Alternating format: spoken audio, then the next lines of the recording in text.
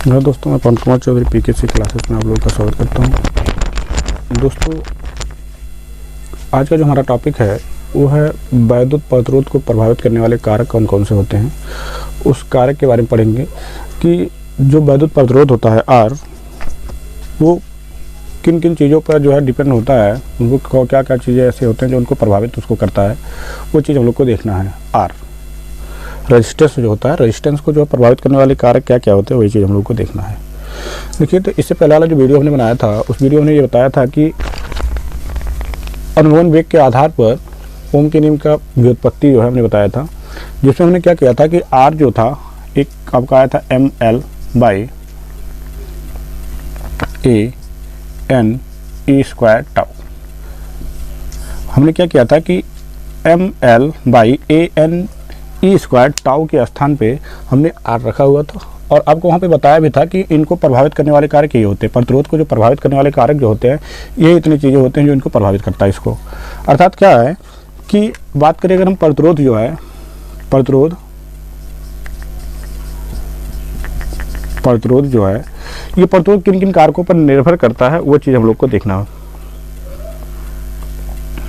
ठीक, तो किसी चालक का जो प्रतिरोध होता है, प्रतिरोध उस चालक की जो लंबाई होती है उसके क्या होता है, अनुक्रमानुपाती होता है। प्रतिरोध आर, देखो एल है तो एल के क्या होता है, अनुक्रमानुपाती होता है। पहला जो हमारा टॉपिक से ये है पॉइंट कि किसी चालक का प्रतिरोध जो होता है उस चालक के लंबाई के अनुक्रमानुपाती होता है। कहने का मतलब ये हुआ कि कोई चालक था, कोई चालक तार अगर है, ठीक, अगर ये मान लेते हैं कि 10 मीटर लंबा है, तब इस पर जो प्रतिरोध होगा, और अगर इसको बढ़ा दिया जाता है तब जो प्रतिरोध होगा वो अलग अलग होगा। ठीक, कहने का मतलब ये हुआ कि अगर आप तार की लंबाई को बढ़ा देते हो तो उसमें क्या होगा, प्रतिरोध का मान बढ़ जाएगा। साधारण भाषा में कहें तो प्रतिरोध को जो प्रभावित करने वाला कारक होता है वो लंबाई होता है, कि लंबाई को अगर बढ़ा दिया जाता है तो लंबाई जो है, प्रतिरोध क्या होता है, अपने आप बढ़ जाएगा। तो पहला तो प्रभावित करने वाला कारक ये हो गया। अब दूसरा नंबर क्या हो गया, दूसरा हो जाएगा आपका ये चीज हो जाएगा क्या, कि प्रतिरोध को प्रभावित करने वाले कारक में दूसरा जो होता है, तार का जो अनुप्रस्थ काट का क्षेत्रफल जो होता है वो उसको प्रभावित। जैसे मान लेते हैं ये तार का अनुप्रस्थ काट का क्षेत्रफल हो गया, देखो ये होता है क्या, अनुप्रस्थ काट का क्षेत्रफल। अगर इसको हम बढ़ा देते हैं, ठीक है, ध्यान से देखिएगा, अगर हम क्या करते हैं, इसको बढ़ा देते हैं मोटाई, ठीक, तो आर का मान क्या हो जाएगा, घट जाएगा। आर का मान क्या हो जाएगा, घट जाएगा। अर्थात कहने का मतलब क्या है कि जितना ही अधिक मोटा तार लेते हैं उसका अनुप्रस्थ काट का जो क्षेत्रफल होता है जितना अधिक होगा, जितना ही अधिक होगा, यहाँ पर आप देख रहे होंगे कि यहाँ पर जो ए देख रहे हो ये होता है अनुप्रस्थ काट का क्षेत्रफल। ये जितना ही ज़्यादा होगा उतना ही कम होगा क्या, आर। अर्थात ये होता है कि वैद्युत प्रतिरोध जो होता है वो एरिया के व्युत्क्रमानुपाती होता है। ठीक है, देखो यहाँ पर व्युत्क्रमानुपाती हुआ, 1/a लिखा गया, मतलब व्युत्क्रमानुपाती होता है। तो दूसरा प्रभावित करने वाले कारक ये होता है कि जैसे ये है कि कोई भी तार आप लेते हैं, तार का अगर ये मोटाई बढ़ा देते हैं, मोटाई को ज़्यादा कर देते हैं, अनुप्रस्थ काट का क्षेत्रफल ज़्यादा कर देते हैं, तो आर का मान क्या हो जाएगा, घट जाएगा। आर का मान क्या होगा, घट जाएगा। अगर इसका मान घटा देते हैं आप तो क्या होगा, प्रतिरोध का मान बढ़ जाएगा। तो दूसरा जो प्रभावित करने वाला कारक था वो क्या था, एरिया हो गया। तीसरी बात करें अगर हम, तीसरा हमारा ये होगा कि प्रति एकांक आयतन में उपस्थित जो इलेक्ट्रॉन होते हैं वो, अर्थात आर 1/n के। देखो आर जो है आपका वो क्या है, 1/n के। इसको प्रभावित करने वाले कारक होते हैं। अर्थात क्या हुआ कि प्रति एकांक आयतन में उपस्थित इलेक्ट्रॉनों की जो संख्या होती है, या इलेक्ट्रॉन घनत्व जिसको हम बोलते हैं, ये क्या होता है कि प्रतिरोध के व्युत्क्रमानुपाती होता है। क्या होता है, व्युत्क्रमानुपाती होता है, कि प्रति एकांक आयतन में उपस्थित जो इलेक्ट्रॉन मानते n है, इनकी संख्या अगर बढ़ रही है, इनकी संख्या अगर बढ़ जाती है, इलेक्ट्रॉनों की संख्या अगर बढ़ जाती है तो क्या होगा, प्रतिरोध का मान क्या होगा, घटता जाएगा। प्रति एकांक आयतन में उपस्थित जो इलेक्ट्रॉन होते हैं अगर उनकी संख्या बढ़ जाती है तो वहाँ पर प्रतिरोध का मान घट जाएगा। ठीक है, तो तीसरा हो गया क्या, प्रभावित करने वाले कारक क्या हो गए, इलेक्ट्रॉन का जो घनत्व, इलेक्ट्रॉन घनत्व या प्रत्येकांक आयतन में उपस्थित इलेक्ट्रॉनों की संख्या होती है। तीसरी बात करें तो यहाँ पर एक होता, चौथा नंबर श्रांत काल। क्या होता है? श्रांत काल होता है। अर्थात ये हुआ कि इलेक्ट्रॉनों का जो श्रांत काल होता है, जो ये श्रांत काल होता है, ठीक है, जो ये आपका श्रांत काल दिया गया है कि जो श्रांत काल आपका होता है टाउ। टाउ भी क्या होता है कि प्रतिरोध के व्युत्क्रमानुपाती होता है, ठीक। और टाउ जो होता है डिपेंड करता है ताप पर। टाउ जो है डिपेंड किस पे करता है? ताप पर। श्रांत काल जो है ताप पर निर्भर करता है। अगर ताप का मान बढ़ा देते हो तो ताप का मान बढ़ाने पर जो उसमें श्रांत काल होती है, टाइम जो होता है वो घट जाएगा, ठीक। और जब टाइम घट जाएगा तो उसमें जो प्रतिरोध होता है, आप कह सकते हो जो प्रतिरोध मतलब आर होता है, उसका मान क्या होगा? बढ़ने लगेगा, प्रतिरोध का मान बढ़ जाएगा। तो इस तरह से ये इनको प्रभावित करने वाले कारक इतने होते हैं। तो आपको जब लिखना होगा तो आप ऐसे लिख सकते हैं उसको। देखो ये तो मैथमेटिकल हमने बताया कि मैथमेटिक्स से किस तरह से हम लिखेंगे, इसको आप जो है अपनी लैंग्वेज में लिख भी सकते हो। क्या लिख सकते हो? पहला नंबर तो आप ऐसे डालेंगे, नंबर एक। नंबर में क्या डालोगे कि किसी चालक का प्रतिरोध उस चालक की लंबाई के क्या होता है? अनुक्रमानुपाती।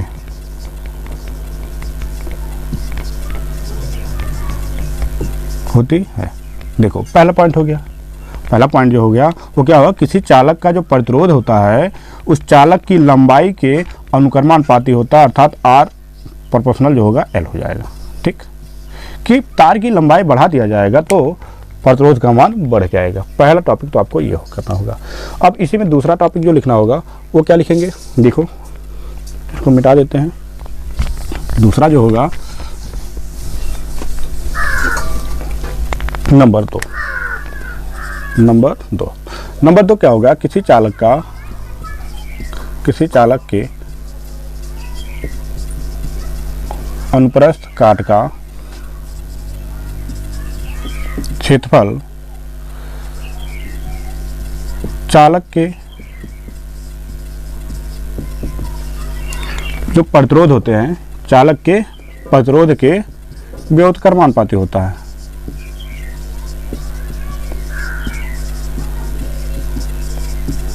व्युत्क्रमानुपाती होता है, अर्थात आर क्या होता है? व्युत्क्रमानुपाती होता है एक, ठीक है। अगर क्या होता है कि चालक का अनुप्रस्थ काट के क्षेत्रफल में वृद्धि किया जाता है तो इसमें इसका जो प्रतिरोध होगा वो घट जाएगा, ठीक। फिर हमने तीसरा पॉइंट जो बताया था, ये बताया था कि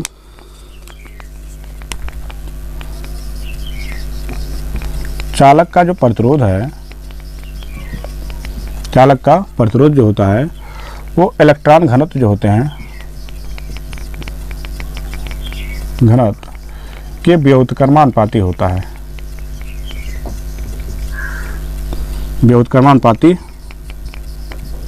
होता है, अर्थात क्या? R 1/n के व्युत्क्रमानुपाती। इलेक्ट्रॉन का घनत्व, इलेक्ट्रॉन घनत्व आप उसी कह प्रत्येक लंबाई में उपस्थित, प्रत्येकांक आयतन में उपस्थित इलेक्ट्रॉनों की संख्या होता है। चौथा पॉइंट हमने बताया, चौथा और इसका लास्ट पॉइंट जो था ये था कि चालक का जो प्रतिरोध है, चालक का प्रतिरोध जो श्रांत काल होता है, श्रांत काल के व्युत्क्रमानुपाती होता है, ठीक है। अर्थात आर जो है देख रहे होंगे, आर व्युत्क्रमानुपाती 1/टाउ, व्युत्क्रमानुपाती हो गया टाउ के। तो इस तरह से इनको प्रभावित करने वाले, इस प्रतिरोध को प्रभावित करने वाले कारक इतने होते हैं, ठीक है। तो ये तो हमने देखा कि प्रभावित करने वाले कारक क्या क्या होते हैं, प्रतिरोध को जो प्रभावित करता है वो क्या क्या होता है, वो चीज़ हमने देखा। अब बच्चों देखो एक क्वेश्चन जो आपका पूछता है कि कोई चालक होता है, ध्यान से इसको सुनेंगे। कोई चालक था, जैसे यहाँ पे आप समझेंगे क्वेश्चन हमें क्या बताना चाह रहे हैं। एक चालक तार है मान लेते हैं, ये क्या है? एक चालक तार हो गया, ठीक। और इस चालक तार का जो प्रतिरोध था, शुरुआत का प्रतिरोध उसका क्या है? R1 है, और इसकी लंबाई मान लेते हैं L है, ठीक है। शुरुआत में इसकी लंबाई क्या है, यल है। अब क्या किया गया, इस चालक तार की लंबाई में वृद्धि किया गया, खींचकर बढ़ाया गया। अब तार को जब खींच के बढ़ाया जाता है तब नया प्रतिरोध क्या होगा, वो चीज़ आपको पूछता है। अगर चालक तार को क्या किया गया, खींचा गया, अब खींच के इसको बढ़ा दिया गया। देखो यहाँ पे डॉट डॉट जो किया गया, मतलब इतना मान लेते हैं ये बढ़ गया, इतना ये बढ़ गया। अब खींच के जो इसको बढ़ा दिया गया, मतलब बढ़ा के n गुना कर दिया गया। बढ़ा के कितना गुना कर दिया, पहले मानते यल था, अब क्या हो गया, मान लेते हैं शुरुआत में L1 का मान क्या था, यल था, अब बढ़ा के L2 जो हो गया वो कितना हो गया, n गुना कर दिया गया। ठीक है, बढ़ा के क्या किया गया, n गुना हो गया। तब नया प्रतिरोध क्या होगा, अर्थात R2 का वैल्यू क्या होगा, वो चीज़ जो है आपको ज्ञात करना है। दोबारा क्वेश्चन को समझेंगे हम। क्वेश्चन ये बोल रहे हैं कि कोई चालक तार था जिसकी लंबाई यल थी और उसको खींचकर n गुना कर दिया जाता है, तो नया प्रतिरोध क्या होगा, वो मान हमको ज्ञात बताना है।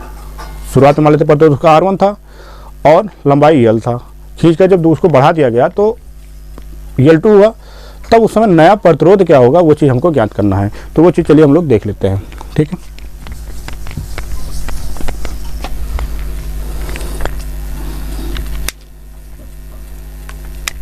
देखो मान लेते हैं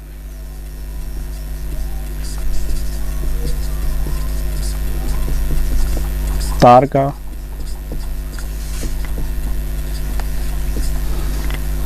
जो प्रारंभिक लंबाई L1, जो कि मान लेते हैं क्या हो गया, L था।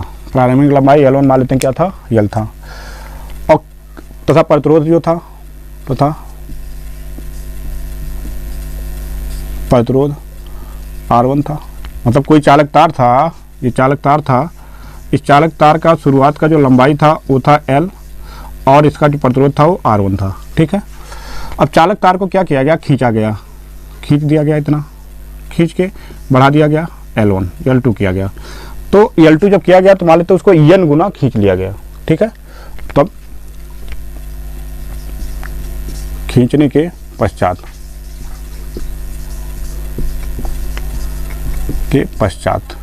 नई लंबाई मान लेते हैं L2, जो कि कितना n गुना खींच लिया गया, n L हो जाएगा, n गुना खींच लिया गया। ठीक, तब प्रतिरोध क्या होगा, वो प्रतिरोध का मान ज्ञात करना है, R2 का वैल्यू तब क्या होगा, वो चीज़ हम लोग को ज्ञात करना है। तो देखिए एक चीज़ हम लोग देखते हैं कि चालक तार अगर है तो चालक तार को अगर खींचा जाता है तो चालक तार की लंबाई में तो वृद्धि हो जाएगी, परंतु उसके आयतन में कोई परिवर्तन नहीं होता है, आयतन सेम रहेगा। ठीक है, आयतन में कोई परिवर्तन नहीं होगा। तो पहले हम लोग देख लेते हैं कि चालक तार का जो आयतन होगा,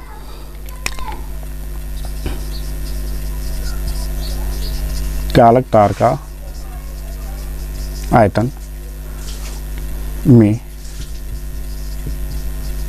कोई परिवर्तन नहीं होता है।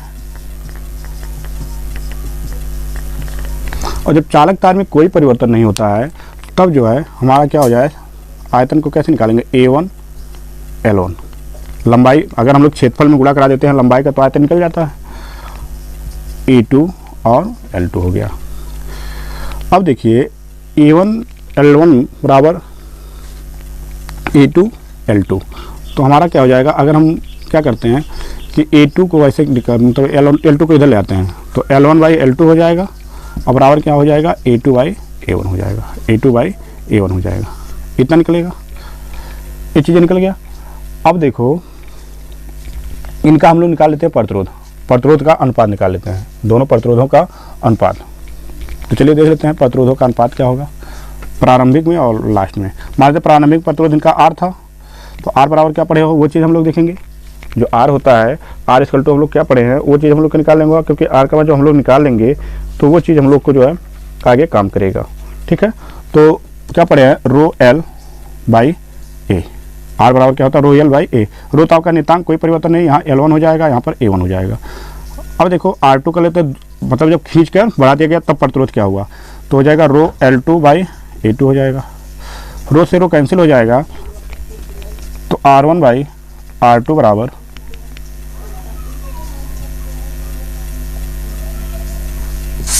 L1 A2 ऊपर हो जाएगा बाई L2 हो जाएगा। तो R1/R2 बराबर, देखिए L1 ऐसे लिख सकते हैं इसको, L1/L2 A2/A1 इतना लिखा जा सकता है।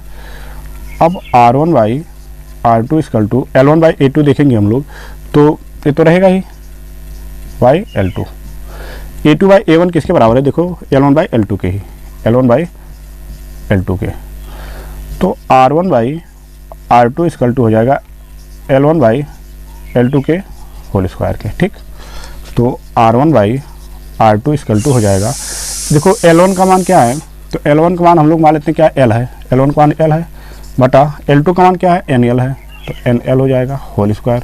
तो L से L कैंसिल हो जाएगा, तो R1/R2 इक्वल टू हो जाएगा 1/n स्क्वायर। तो R2 ज्ञात करना है, तो R2 बराबर क्या हो जाएगा, RN स्क्वायर R1 हो जाएगा, ठीक। तो इस तरह से अगर आपसे पूछता है कोई चालक तार था, उस चालक तार को जो है खींच कर बढ़ा दिया गया है, तो नया प्रतिरोध क्या होगा, तो आपका क्या होगा, डायरेक्टली आप ये फार्मूला लगा देंगे, n का मान जितना गुना बढ़ाया गया होगा और R1 का मान दिया रहेगा, तो R2 का मान डायरेक्टली आप निकाल सकते हैं, कोई दिक्कत नहीं। अगर डेरिवेशन पूछेगा तो इस तरह से आप इसको निकाल सकते हैं। तो दोस्तों आज का जो हमारा टॉपिक था ये कंप्लीट हुआ। तो अगर आपको वीडियो पसंद आता है वीडियो को लाइक शेयर और कमेंट जरूर कीजिएगा और चैनल को सब्सक्राइब जरूर कीजिएगा। आज के लिए इतना ही, जय हिंद जय भारत।